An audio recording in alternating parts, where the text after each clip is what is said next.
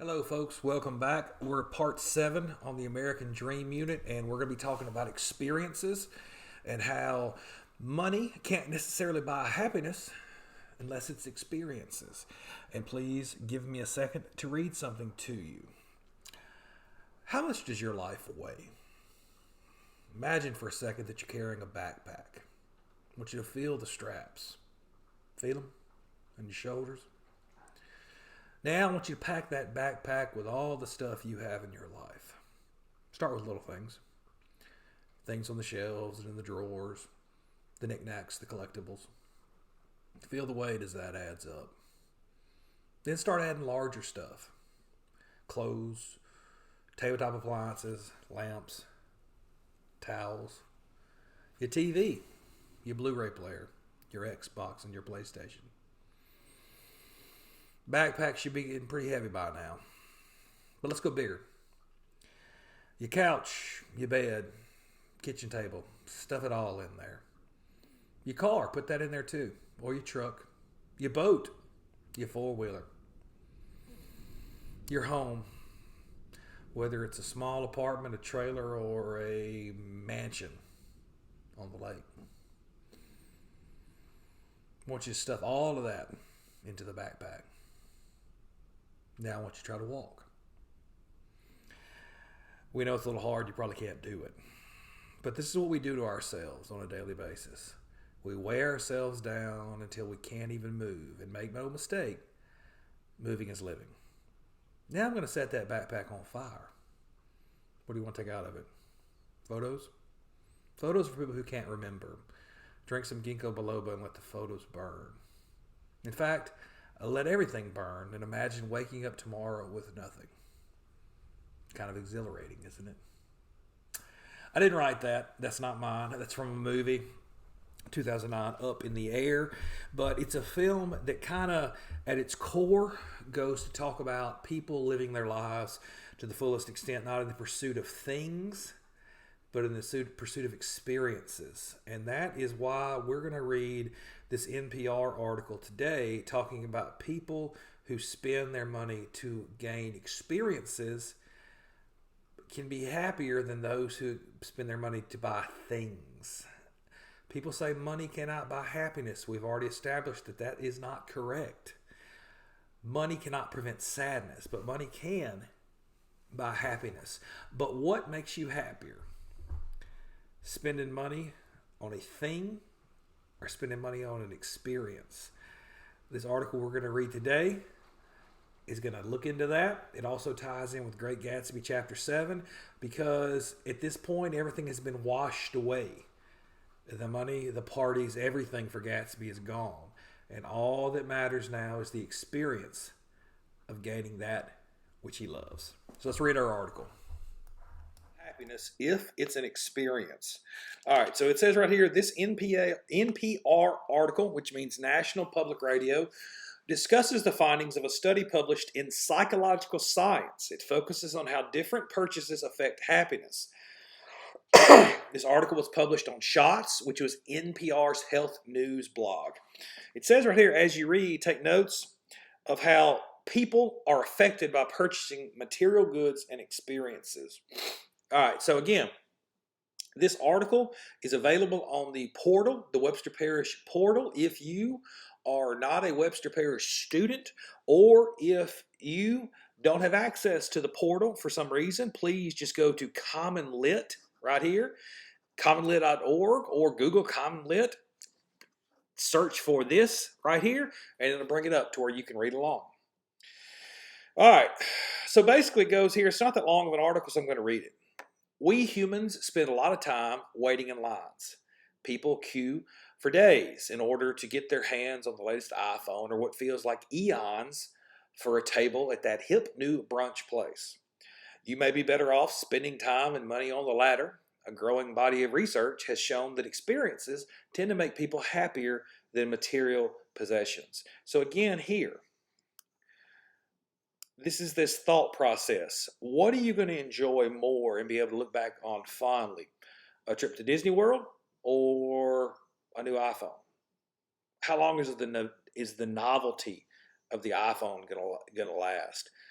how long will you remember the trip to Disney World or to Europe or to Jamaica or just across country or to in quarantine to the Buc-ee's in Terrell, Texas for us Louisiana people? I mean, I'm sure there's quite a few of us that would like to make a trip over to Buc-ee's, but we can't because we're quarantined. And even anticipating an experience like a concert, a ski trip, or what better be a really great brunch makes us happier than purchasing the latest gadgets, according to a study published Tuesday in Psychological Science. So basically, they did a study to determine what makes people happier. The study, cleverly titled Waiting for Malo, anticipatory consumption of experiential and material purchases, tracked how about 100 college students and over 2,200 randomly selected adults felt about material goods and experiences. People got excited about both things and events, but they tended to feel more positive about experiential purchases. Experiential means experiences. Experiential purchases means spending money on an experience rather than an item. And their feelings about material purchases were more likely to be tinged with feelings of impatience. I think one aspect of that has to do with the nature of imagination, says Amit Kumar, a doctoral student of psychology at Cornell University and one of the researchers behind the paper. If you're waiting to buy an iPhone, you know exactly how many megapixels the camera on the new phone will have, Kumar told Shots.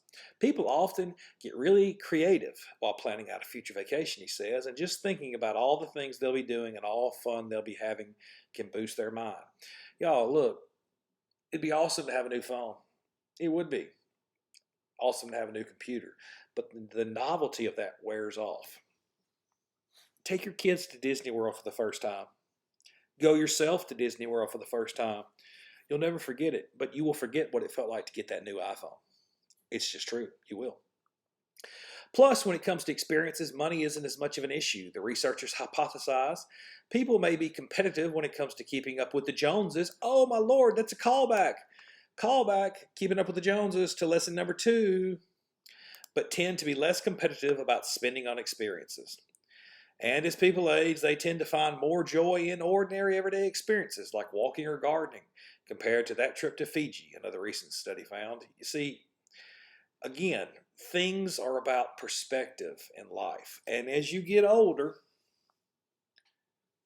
this is me talking here as an older fella, you're going to discover that the things that you pined for and yearned for when you were young aren't that big a deal when you get older. Maybe because you've experienced them already, or maybe because you've gotten priority set on other things. One reason may be that experiences give people the opportunity to bond and socialize, Kumar says, even when you aren't guaranteed a ticket to a concert or a taco from the cool new food truck. Parentheses, that's odd, in parentheses, let's keep going. People often enjoy waiting in line. While waiting for concert tickets, people reported singing songs together, or people would be playing games with each other while they were waiting, he says. And we've got proof on that right here at Shots. Editor Scott Hensley says he could buy tickets online for Old Ebix Grill annual oyster riot, but he much prefers going downtown first thing in the morning and waiting in line with his fellow oyster aficionados. All right, waiting in line here and being an experience, that's a story I'm going to relay to you as soon as we finish this. That sounds a lot more fun than those Black Friday scuffles over flat screens and Xboxes. Indeed, Kumar and his colleagues compared news reports about people waiting in line and found that long waits for material purchases were more likely to end in violence. We bet nobody's gotten into a fight while waiting for that oyster party. All right, let's do our questions. Which of the following best describes the central idea of the article? The answer is B. People like buying experiences and products, but they gain more joy from the experiences they purchase than the products. Part B, which is number 2, the answer is A. Which paragraph in the text best supports the answer to part A? You need to go up and look at it on your own paper. Number 3, according to the information in the article, what is the relationship between happiness and anticipating experiences? The answer is D. While anticipating future experiences, people often imagine what they will be like, which increases their joy and excitement. Number 4, the answer is C. Which of the following quotes supports that? C, just think about all the things they'll be doing and all the fun they'll have can boost their mood. Yeah, I'm going to get to that in a second. All right, number 5. How does the final sentence of the article contribute to the meaning of the text? We bet nobody's gotten into a fight rewarding for that oyster party. What it's saying is that the people who are there waiting in line. Hold on a second. I'm gonna break and I'm gonna talk about this face to face. Broke there because I didn't go through the questions, the questions you answer on your own opinion, because you can do that without me going over it. But I wanted to get here to this question: how does the final sentence of the article contribute to the meaning of the text? We bet nobody's gotten into a fight while waiting for that oyster party. Now, what it's referring to here is that this person talked about waiting in line to get this experience, to buy these tickets for something, all right, that it was going to happen. And it talked about society and people talking and being excited about this thing that's going to happen and there being joy. Whereas before, people waiting in lines to buy things, and it referenced Black Friday sales and waiting to buy Xboxes and TVs on sale, ends in violence sometimes. It's true, y'all. Look up anything that has to do with Black Friday on YouTube, and chances are the videos with the most hits are going to be the ones where people are acting foolish and beating on each other and rioting and going in to buy things. But when people are waiting in line for experiences, there's this sense of community and joy. Why? Because there's something special about buying an experience as opposed to buying a material item. I said I was going to talk about something. Way back in 1999, most of you, I'm certain, who are watching this, were not even alive in 1999. But if a parent were to have stumbled upon this, or someone that just happened to be wandering YouTube and is down a rabbit hole sees this video, maybe you would know what happened in 1999. A certain movie called Star Wars Episode 1, The Phantom Menace came out. We didn't have Fandango. We didn't have Ticketmaster. We didn't have anything like that. So if there was a big movie coming out, you had to go and get your tickets early, or you weren't going to get your tickets. Well, Star Wars Episode 1, The Phantom Menace, hello there, Obi-Wan Kenobi, was literally the biggest movie event ever at that time. Star Wars had been gone for nearly at least 20 years, maybe more, 25 years. And people were excited that this new Star Wars movie was coming out. And I never will forget, I took off work early. And I picked up my then girlfriend, wasn't even my fiance yet. And she's married. We're married now, of course. And we've been married for a long time because we're talking about 1999. So apparently we've been married for a long time. And we went all the way over to the movie theater in Shreveport, Louisiana, Tinseltown. And I lived an hour away from that. And we stood in line for 2 hours to buy early tickets to go see Star Wars Episode 1 of The Phantom Menace. And that is something I will never, ever forget. Everybody was happy. Everybody was talking. It was a fun experience. And it was 2 hours, but it didn't seem like it was 2 hours at all. That's an experience. I ended up spending money, but it was an experience. When you spend your hard-earned cash on something that is community-oriented, whether that just be you or one other person, or whether it just be you and yourself, it lasts longer than tangible materials.